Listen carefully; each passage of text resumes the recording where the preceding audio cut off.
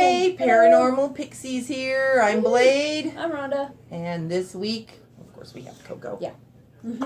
He's our representative werewolf, because that's what we're going to talk about this week. Because he's such a vicious beast. Yeah, he'll And lick of you to course, death. all right, and we got Bone Daddy back there. Well, thank you. Excuse you. Okay, well, life is not complete without a Coco Belch, right? That was funny. Yes, he's had his fill. He did just drink a bunch of water right before. Right, he yeah, came here, and they just had dinner, so. Ah. So we're going to talk about werewolves, and what I would like to do is, what is your knowledge of werewolves? Honestly, not a lot. I've never really been into werewolves. A lot of people, I mean, it's as a popular movie thing. Yeah. But I can honestly say, because of the way the media portrays werewolves, it's kind of like the bestial biker gang. Yeah. So a lot, but a lot of people like werewolf movies, especially if they're the old style werewolves. Yeah. Well, I liked the one that Jack Nicholson did. Yeah. It was just called Wolf. That one was cool. But I don't know a lot of like the myths surrounding, not like I do with vampires. Right. That seems to be more popular. Yeah. Vampires are very popular. But they nowadays with the media, you cannot have one without the other. True. Apparently. Yeah. I mean, I see tons of like romance books that they have these shifters that are wolves or bears or whatever. And there's usually the enemy of the vampire type of thing. Yeah. Yeah. Well, like with Underworld. Right. Yeah. Right. I mean, I just watched. I remember Hemlock Grove. I binge watched that. Yeah. And again, you have sort of vampires. Well, they are vampires. Yeah. And werewolves. So, it's like a hand in hand. If you find one, you're more than likely going to find the other. Yeah. I mean, I tried to watch the originals, and again, vampires and werewolves. Yeah. So I watched the first season of it, but then it just kind of got repetitive. I mean, it's. I don't even know how far I got into the first season, but yeah, I switched. Well, I mainly watched it for the one chick that played the werewolf that got pregnant. Her real name is Phoebe. I can't remember what her name is on the show, but I liked her in the mermaid show that's on Netflix, the H2O, Just Add Water. Oh. Because that was fun. But she was like way young when she was in that. But yeah, she's cool. She's actually Australian. Mm-hmm. I'm like, when are they going to let these actors speak with their natural accents? You know? Well. Yeah. So anyway. But anyway, so, and that's the way it is. Most of our knowledge comes from the media where, essentially, you are bitten. Yeah. Grr, show your teeth. Grr. By a werewolf. And the next, if you're not torn apart and eaten, if you're just bitten, you, on the next full moon, will turn. Right. This is more, again, like the vampire legend, this is more media driven. Right. There are different forms of ways to become a werewolf. Yeah. There are numerous ways. And they are, again, sort of a cross-cultural thing, but not necessarily in the wolf form. Okay. This transformation, this metamorphosis, whatever you want to call it, there are different forms based on the animals of that area. Okay. So you get like the Rakshasa in India, which is a were-tiger. Right. You'll get were-hyenas in Africa. One of the ones I like is in Ireland, you can get a were-cow. Okay. Boanthropy. Coanthropy is the dog. Okay. Okay. Where we get the term lycanthrope, which is based off of the wolf, is from Greek legend. With the king, I hope I'm pronouncing this correctly, Lycaon, and he decided to test Zeus and his omnipotence by slaughtering some children and mashing them up into a stew and serving that stew to Zeus. Okay. To see if Zeus would notice. Ew. Well, Zeus found out that he had eaten people. Yeah. And as a curse on Lycaon, he turned him into a beast. Ah. Which is viewed as the wolf. Right. And all of Lycaon's descendants have this curse. Okay. That's where we get the term Lycaon, lycanthrope. Anthrope is like anthropology. It's the study of man. Right. Man. Okay. Mm-hmm. One of my first exposure to non-werewolf term, in other words, another term for werewolf that most people don't hear, is a really strange place. It was when I was a kid. Okay.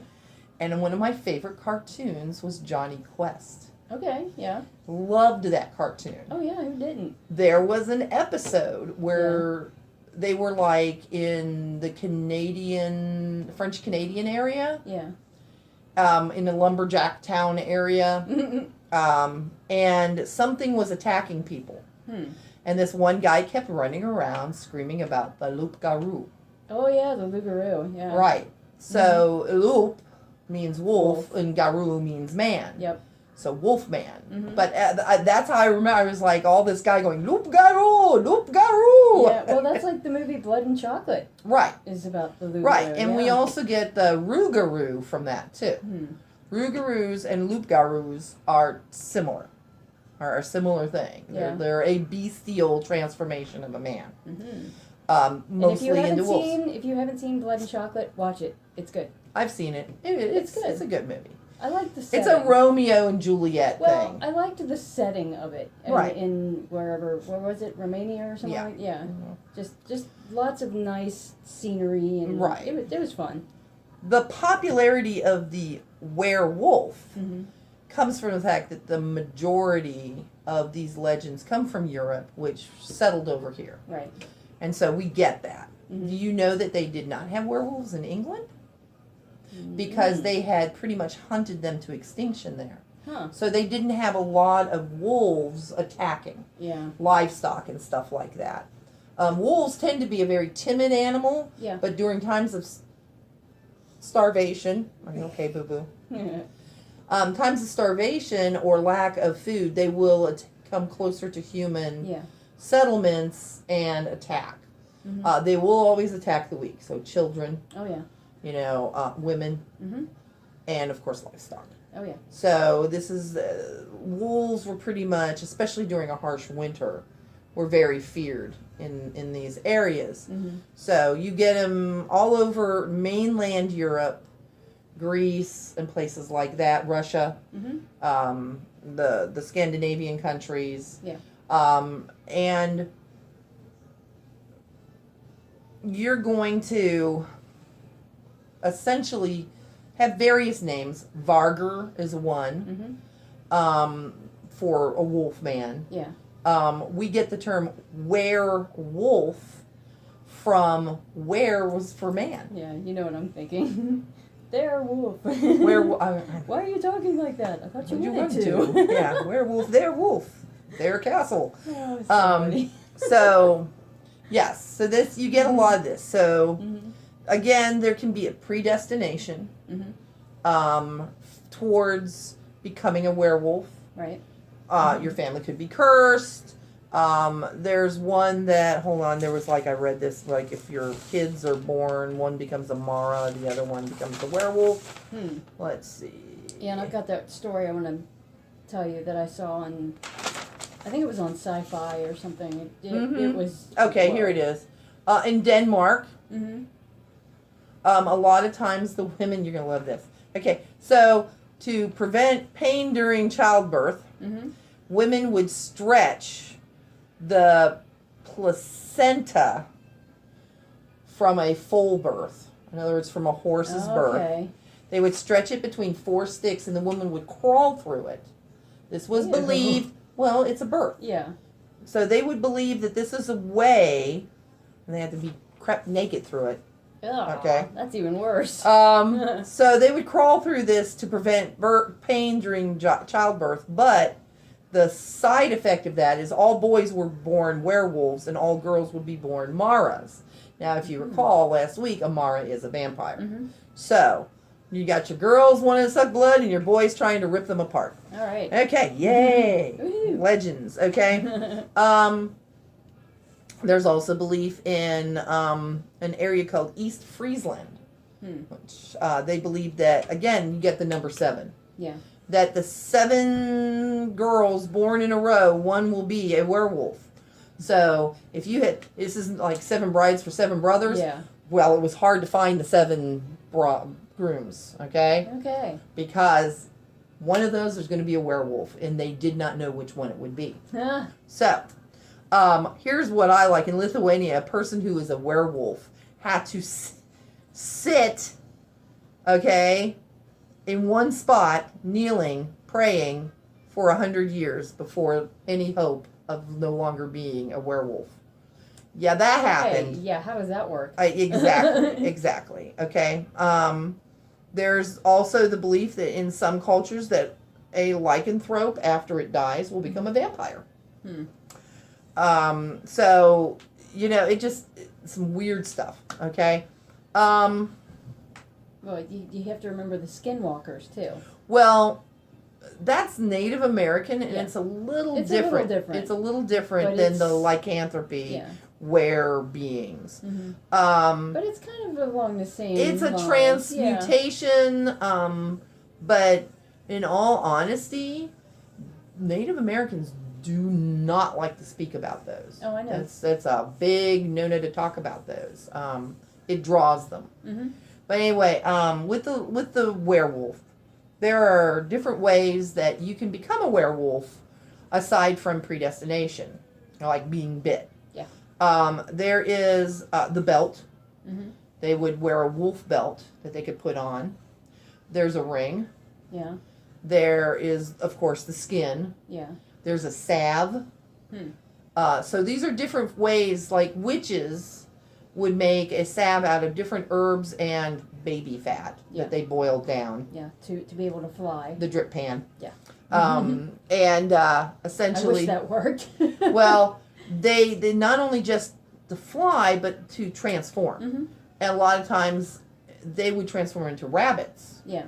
So, you had that.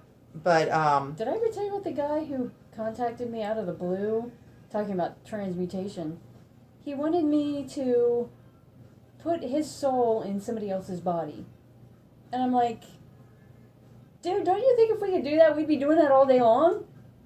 I don't know where he got this idea. I'm like, yeah, we can't do things like that. Why would you want to? I don't know. I'm like, who are you running from, dude? You're right.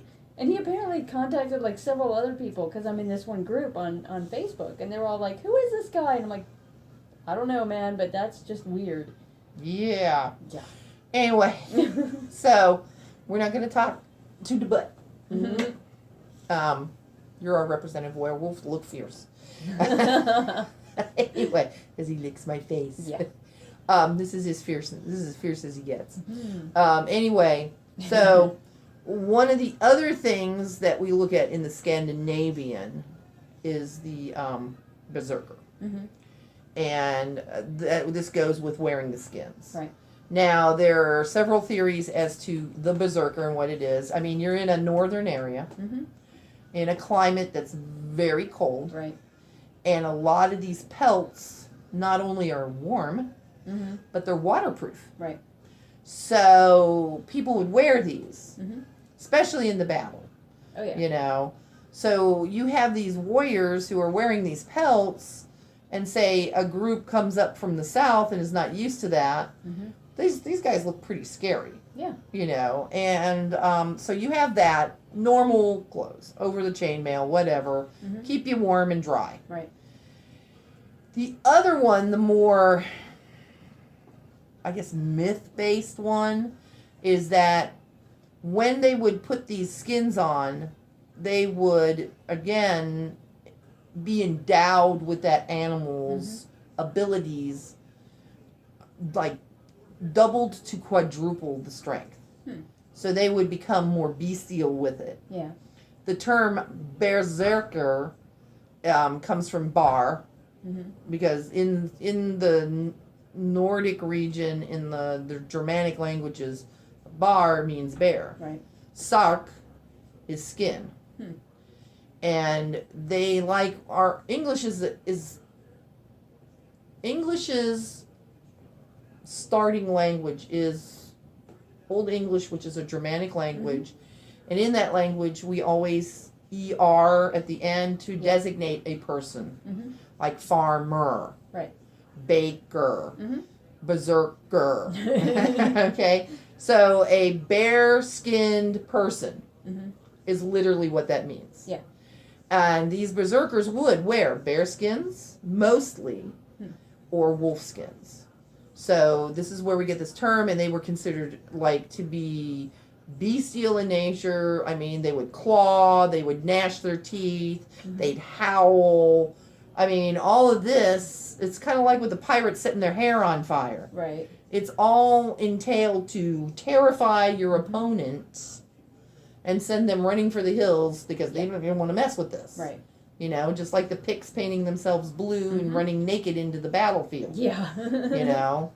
So most of the Romans were like, what the? Yeah. These people are crazy. Yep. You don't want to deal with crazy. You want to deal with, lined up in a row soldiers. That's what they were used to. Normal fighting. Right, yeah. No, not like crazy people running around naked, gnashing their teeth and throwing things at them. Right. So this is where we get the term berserker. So, I mean, there's a whole bunch of stuff. Let's see. I mean, there's a lot of them mentioned in Old Norse, which is where we get the term berserker. Right. Let's see. I mean, they're mentioned in Norway and Iceland. Of course, Greece. The main seat in Greece was Arcadia. Arcadia tended to be a very when you think of Arcadia, you think of this pastoral imagery of the rolling hills with the fun little weird trees. Yeah. You know, think Fantasia, where there are little centaurs hopping around.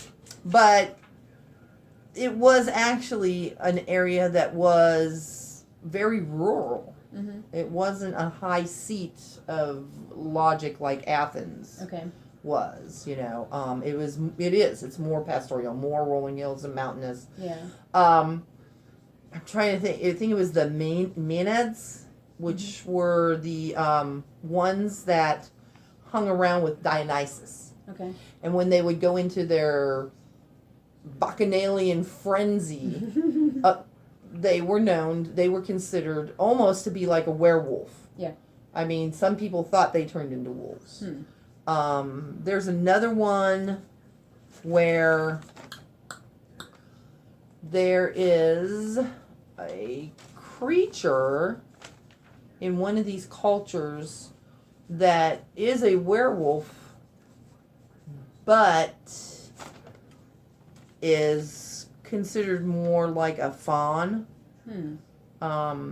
So if you don't know what a faun is, it's like a satyr. Yeah. So like a satyr. Pan with his panpipes, little goat man prancing around, chasing dryads through the forest. Yeah. That's a faun.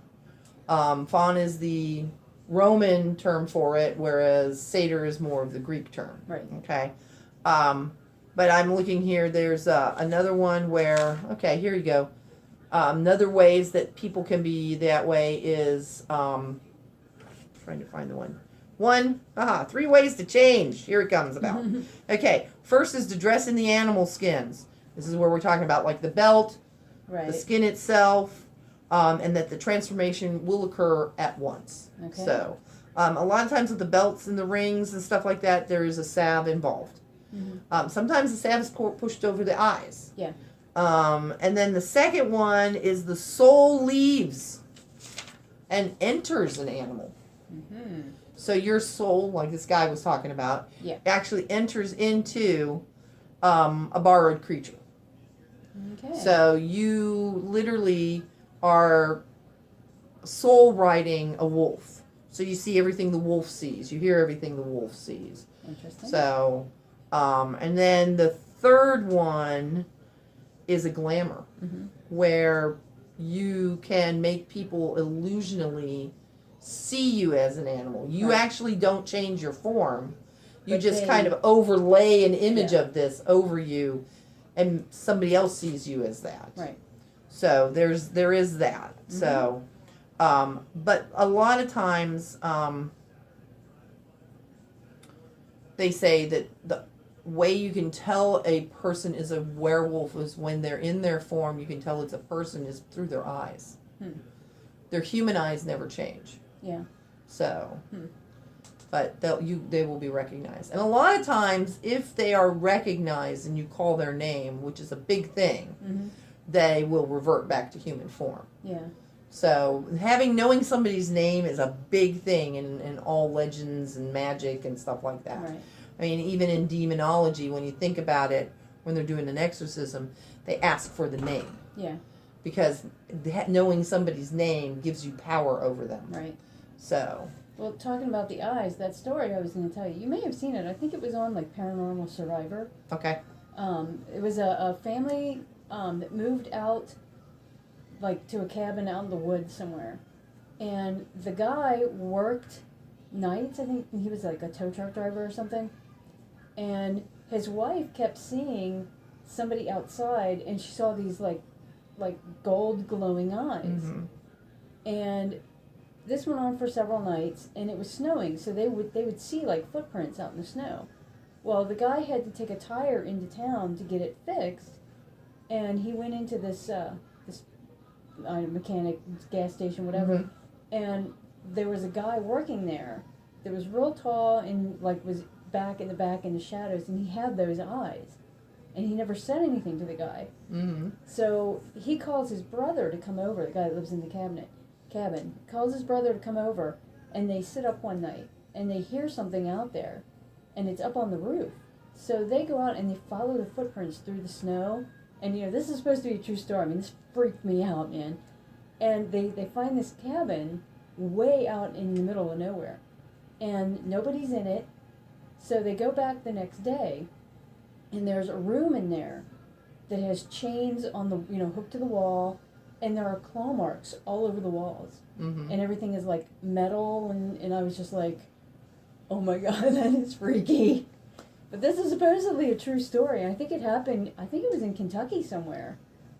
I think I saw that episode. Yeah. But you have stuff like that. Like, I'm trying to remember because...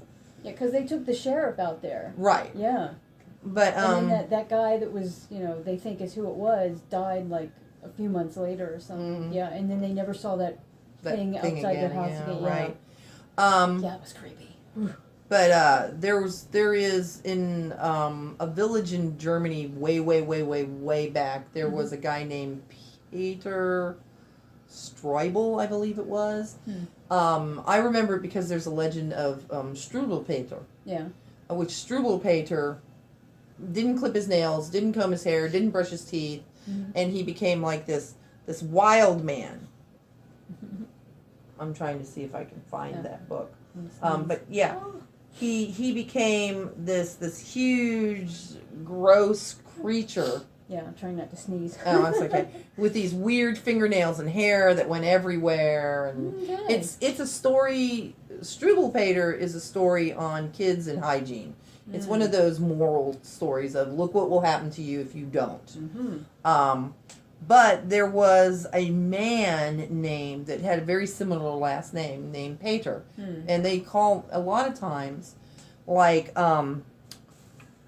my mom's name is Ani. Well, her best friend's name is Ani. Well, to distinguish the two, what they usually do is they take the last name and put it in front. So my mom's best friend was Hartl Ani, which is, if you mailed her, it would be Ani Hartl. Right. So, and my mom was Schamberger Ani. So a lot of times that last name goes right in the front. And so, but I'm wondering if they kind of changed the legend a little bit. Yeah. And Streubel became Struble. But Peter Streubel, in the records, they were out, in a normal village, and what was happening is people were disappearing when they would go out into the woods to collect stuff, kids playing and stuff. A kid would disappear, and a lot of times there's this belief that it is a wolf that's attacking, because you get the winter time and this is when it was happening. And eventually what they discovered is that this guy was equivalent of a serial killer and a cannibal. Nice. So he was out there and he was attacking people and he was eating them. Lovely. So you get that. Then there's that legend in France, which they've done movies about this. Yeah, wasn't it Brotherhood of the Wolf? Yes, where it's actually a lion. Yeah. That somebody had brought back from Africa, and all they knew is it was a beast. Yeah, that was a cool movie. It was. So isn't that based on a true story? It is. That's what I'm saying. They do have this. The French have a lot of legends about werewolves. So go see Brotherhood of the Wolf. It is a good movie. It is really good. But you also have that. Then you have the feral children, which, I mean, if you've watched Jungle Book, that's what that's all about. Oh yeah. Jungle Book is about a feral child. Mowgli is raised by wolves. Right. And they've said that they found children in France that were raised by wolves. Oh yeah. So, and they've had pictures of them and stuff. So, wolves will take them in as a cub. Yeah. But again, you'll get this legend of the werewolf based on this kind of stuff. So you have a lot of werewolf legends. Yeah. Which is one of the things that I liked. And I'm going to say it, Teen Wolf rocked. Okay? Because they had all things like, how do you kill a werewolf? How do you kill a werewolf? In Silver Bullet. Everybody says it's something silver. Right. Well, the main family in Teen Wolf, who are werewolf hunters, their last name is Argent. So they're saying, this is where they get the term that silver kills werewolves, because Argent means silver. Silver, right. So, I mean, like I said, it was well written. But this is silver itself and iron are considered magical metals. Right. So silver is known to kill a lot of different things that are evil, whereas iron will kill a lot of, like, the fae and stuff. Like, they can't touch iron. Right. So, you get a lot of that. So those two metals are always used in legends. Yep. Running water is another one. Holy water. Anything like that. They all have sort of an apotropaic. I love that. Apotropaic. Which means a warding. Yeah. It's it's like preventing evil from coming towards you. Yeah. Those things and even the symbols, like with the Vampire of the Cross, any of those things have been thought of as apotropaic, in that if you have full faith in it, you can keep things away. Yep. So, but this is what you get with the werewolf. So we are on 28. So I think that I've said enough. Is there anything you want to ask or add to it? Nope. We have our vicious little werewolf right here. Yeah. I'm such a werewolfy wolf. Yeah, and I found if we go over half an hour, for some reason my phone cuts it into 2 parts like it did last week. But if we keep it right around half an hour, it's like all one. Well, there we go. So we're going to say adios. So have a good one. What are we going to do next week? You want to do the Fae? We can do the Fae. Yeah, let's do that. Okay. We'll do the Fae next week. So we're going to howl. And I think this is the first time that I've been in a gray shirt and you're not. I know. So you guys have a good one. We will see you later. But I have to show mine. There Crazy you go. cat lady. I wear it with pride. Yes. I have I'm the crazy dog girl. Yep. But they're all good. Pets are awesome. All right. Okay. Have a good one. See you next week. Bye. Bye.